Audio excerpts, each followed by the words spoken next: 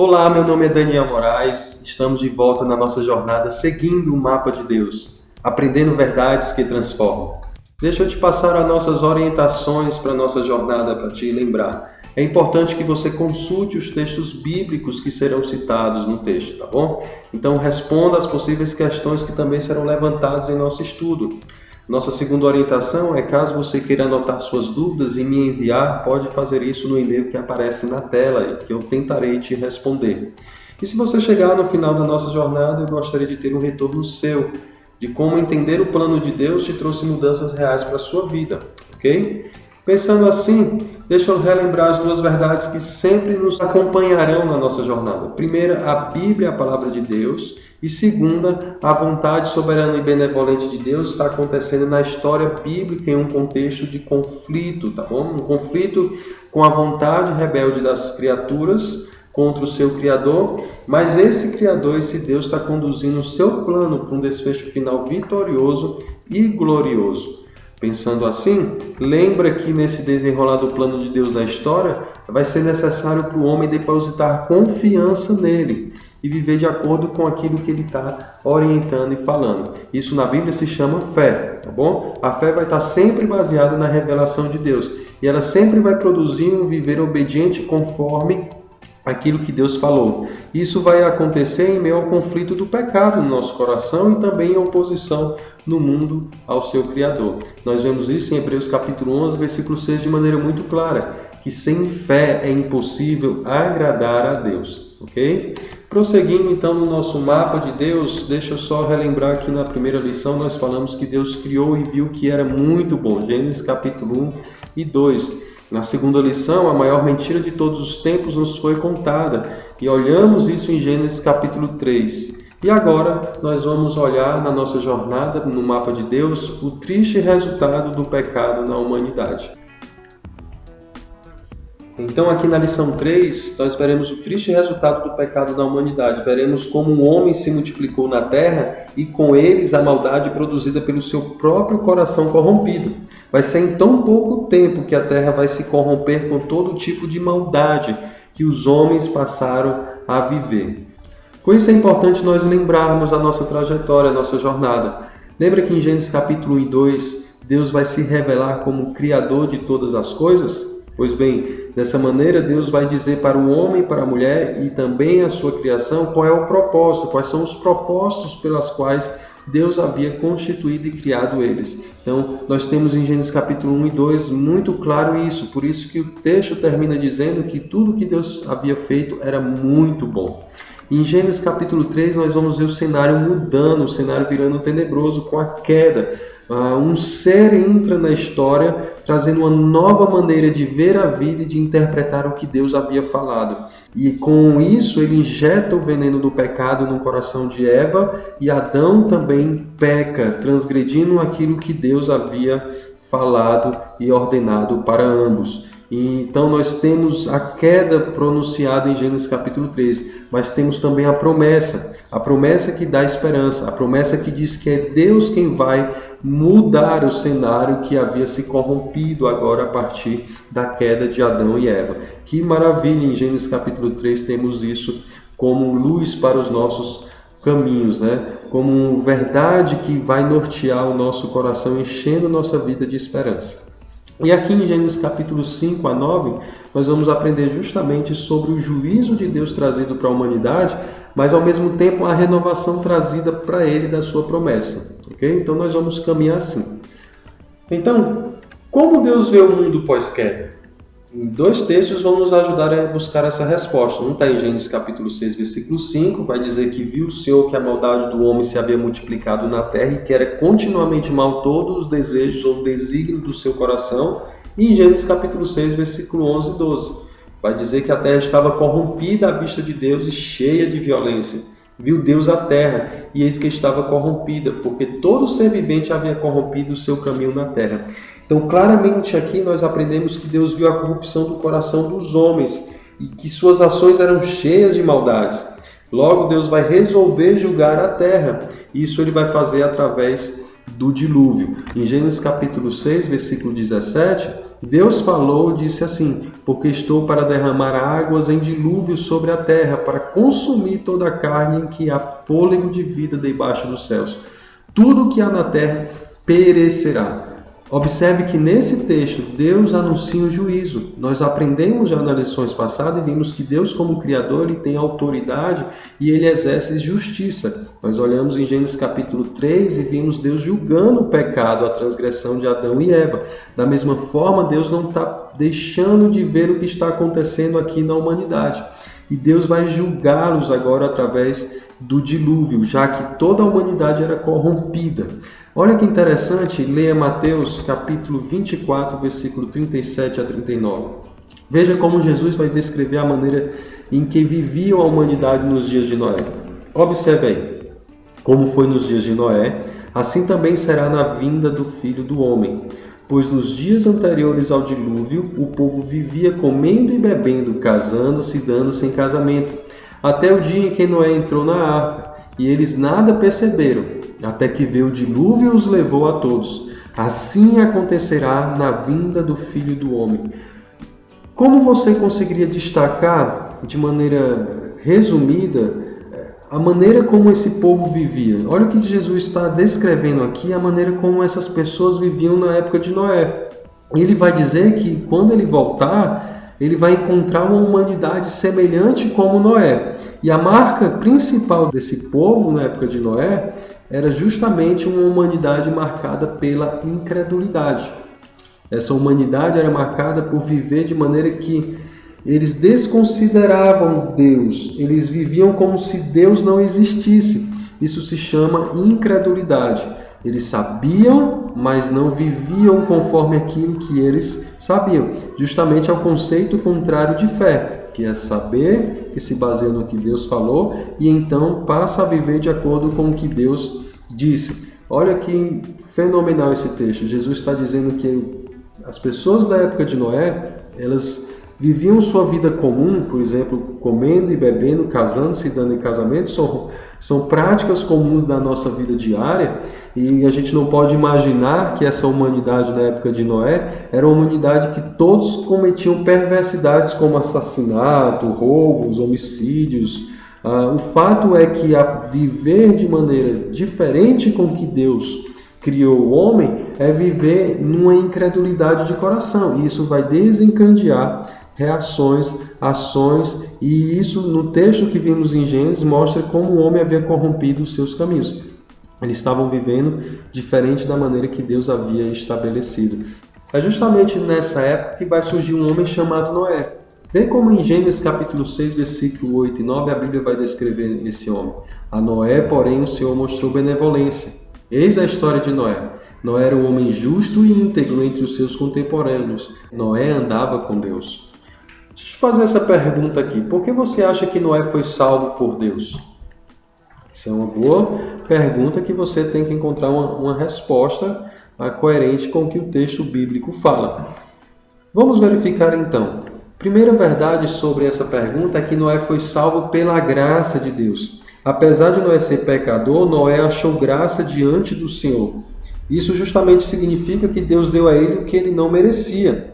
Esse é o conceito da palavra graça, presente imerecido, tá bom? Então, lembra que nós temos uma promessa em Gênesis capítulo 3, versículo 15, que Deus enviaria um descendente para definitivamente resolver o problema que o pecado, a desobediência de Adão e Eva causou na humanidade? Você lembra disso? Pois bem, lembra que na Bíblia ela está toda conectada aqui com a história de Noé.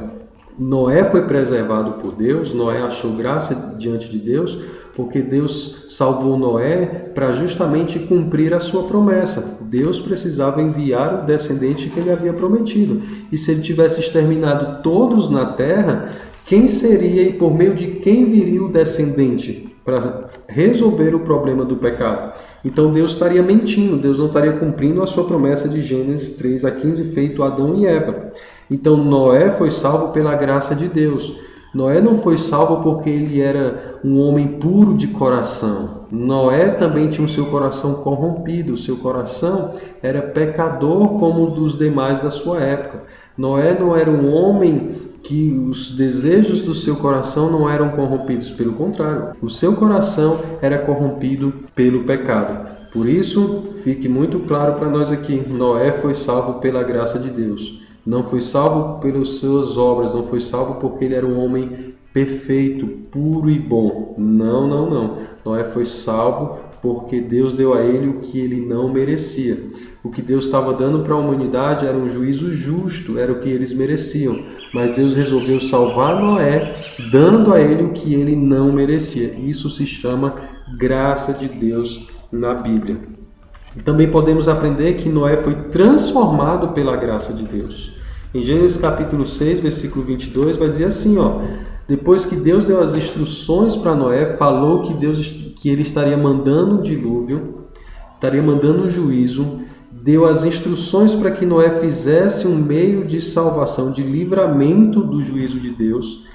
E tudo aquilo que Noé recebeu de informação da revelação de Deus, olha como Gênesis capítulo 6, versículo 22 descreve. Assim fez Noé consoante a tudo que Deus lhe ordenara. Noé ele foi transformado pela graça de Deus. Deus disse a Noé para construir uma grande arca para salvar sua família e os animais do juízo de Deus que seria derramado na terra. E Noé fez tudo como Deus havia ordenado. Gente, isso é muito complexo, porque a arca equivale a um prédio de 67 andares. E ela tem um comprimento de 133 metros. Só para você ter uma noção, caberia 6 vezes o estádio do Maracanã lotado de pessoas dentro da arca. Então você imagina a complexidade para construir e fazer aquela arca baseado no que Deus havia falado, que iria vir um dilúvio na terra. Então, imagine isso, requer fé. Lembra daquilo que nós falamos, precisa fé para agradar a Deus. E Noé, entendendo o que Deus havia dito, entendendo quem Deus era, entendendo o juízo que Deus estava anunciando, entendendo que a revelação de Deus para ele deveria ser obedecida, ele faz tudo como Deus havia ordenado. Isso mostra como a graça de Deus transforma o pecador que ele salva, que ele salva. Então, que maravilha essa verdade aqui aprendida na história de Noé. O dilúvio veio. Ninguém acreditava na mensagem de Noé. Noé pregou, Noé anunciou o que Deus havia revelado. Deus disse, haverá um dilúvio. Deus providenciou um meio para que os homens fossem salvos do juízo de Deus. Mas os homens não acreditaram. Eu acredito que a maior pregação de Noé foi a arca que ele construiu por aproximadamente 100 anos. Então, por mais ou menos 100 anos, ou um pouco mais, Noé pregou construindo aquela arca. Aquela arca era um sinal claro e visível de que Deus estaria mandando um dilúvio e que era necessário para o homem acreditar no que Deus havia dito e fazer o que ele havia mandado. Agora, só Noé e sua família entrou na arca. E a porta foi fechada com Noé e sua família e os animais que entraram. E então Deus enviou o dilúvio. Em Gênesis capítulo 7, versículo 17, descreve o seguinte. A Bíblia diz que durou o dilúvio 40 dias sobre a terra. Cresceram as águas e levantaram a arca de sobre a terra. Então, por 40 dias e 40 noites, a terra foi inundada com a água. Assim, todos que estavam fora da arca, eles morreram. Não sobrou um vivo para contar a história. Então, somente Noé e sua família foram preservados por Deus. E nisso, Deus, após o dilúvio, vai fazer uma aliança com Noé. Uma aliança com a humanidade. Em Gênesis capítulo 8, versículo 21 e 22, Deus diz o seguinte: não tornarei a amaldiçoar a terra por causa do homem, porque é mau o desígnio íntimo do homem, desde a sua mocidade. Nem tornarei a ferir todo o vivente, como fiz. Enquanto durar a terra, não deixará de haver sementeira e ceifa, frio e calor, verão e inverno, dia e noite. Deus faz uma aliança com a humanidade. Deus faz uma aliança dizendo que não mais destruiria, julgaria a humanidade por meio do dilúvio novamente. Pelo contrário, ele iria preservar a vida na terra, providenciando o meio para que ela tivesse condições de ser habitada. Então, Deus está prometendo ao homem que o juízo que ele enviaria não seria mais por meio de água, que Deus então faz uma aliança com a humanidade, dizendo que vai preservar essa humanidade mesmo que ela não mereça, até que se cumpra as suas promessas. O que podemos aprender hoje nesta lição? A primeira é que o homem é pecador. O homem é tanto pecador por natureza, como ele vai demonstrar isso em suas ações. A boa maneira de você lembrar essa verdade é dessa forma aqui, chamado pecado herdado e o pecado individual. O que é o pecado herdado? É a natureza que nós herdamos, é a culpa que nós herdamos de Adão e Eva. Todos que nasceram após Adão e Eva, eles são pecadores por natureza e culpados por serem pecadores por natureza. Eles herdaram essa culpa de Adão e Eva, isso se chama pecado herdado. Agora, também é chamado pecado individual, ou seja, que nós demonstramos que a nossa corrupção do coração, nosso coração corrompido, ele também vai ser evidenciado em ações. Então isso se chama pecado individual. No pecado herdado, nós herdamos a culpa de Adão. No pecado individual, nós pecamos, nós praticamos o pecado. Se você ler em Romanos capítulo 3, versículo 10 a 12, você vai ver essa verdade muito clara. E principalmente em Isaías 64, 6, que ele vai dizer que as nossas obras são como trapos de imundícia, não valem nada para Deus porque elas são totalmente corrompidas, porque nós temos um coração cujos desígnios são maus no nosso coração. Então, lembra disso, o homem é pecador, você é pecador, eu sou um pecador. Todos nós, não há um justo nenhum sequer, não há um que busque a Deus. Noé achou graça diante do Senhor. Ele não foi salvo porque ele era um homem puro de coração. Ele foi salvo porque Deus deu a ele o que ele não merecia. Então, lembra disso, o homem é pecador. Pecador por natureza e pecador porque ele transgride, peca contra Deus. E segunda verdade que eu quero enfatizar para você, que Deus é justo. Deus, como reto juiz, ele vai exercer juízo diante do pecado. 1 João, capítulo 3, versículo 4, vai dizer que todo aquele que pratica o pecado transgride a lei. E o pecado é a transgressão da lei. Então, tanto eu como você somos pecadores e merecedores, conforme Romanos 6, 23, de morte, de juízo de Deus, porque o salário do pecado é a morte. Então, lembra disso, Deus é justo, Deus não é injusto em nos julgar. Deus não é justo em trazer juízo sobre o pecado, porque o pecado é a transgressão da lei. E se Deus não exercer juízo sobre o pecado, ele não vai ser um Deus justo. Porque imagina só, para que adianta as nossas leis se elas não são cumpridas? E isso acontece quando nós vemos que leis não são cumpridas, nós nos sentimos injustiçados. Da mesma maneira, Deus, sendo justo, ele estabeleceu leis, estabeleceu regras para suas criaturas. Assim, aqueles que transgridem a lei, o salário do pecado é a morte. Eu queria te pedir para você ler Apocalipse capítulo 20, versículo 11 a 15. Nesse texto você verá que haverá um juízo final trazido por Deus aos homens. Lembra que na época de Noé, Deus anunciou um justo juízo sobre a humanidade. Da mesma forma, Deus está anunciando para nós que haverá um juízo final. Lembra que uma das verdades que vimos no início do nosso estudo é que Deus trará um desfecho final glorioso e vitorioso?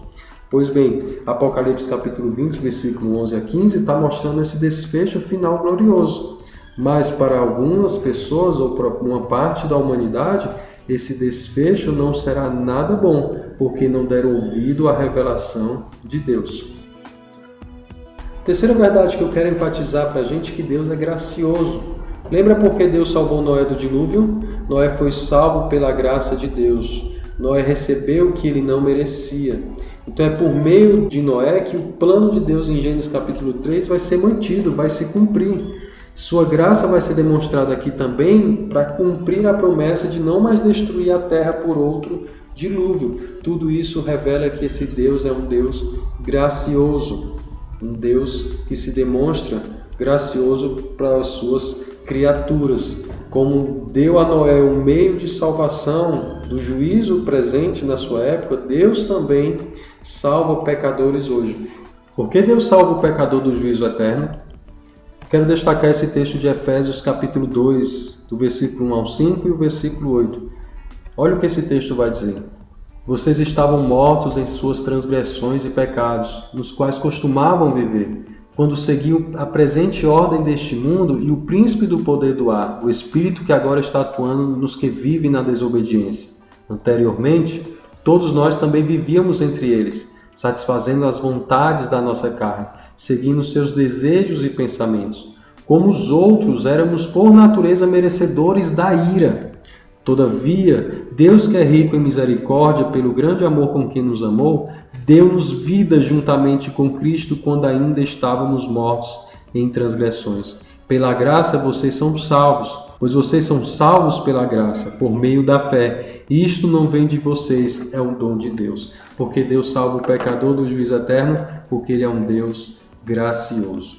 Esse texto de Efésios descreve a nossa vida aos olhos de Deus de uma maneira muito tenebrosa, mas ao mesmo tempo mostra como a graça de Deus é capaz de transformar homens pecadores como nós, merecedores de um juízo eterno, para uma vida salva pela graça de Deus. Pela graça nós somos salvos não porque somos merecedores, mas porque temos um Deus revelado nas Escrituras que é gracioso.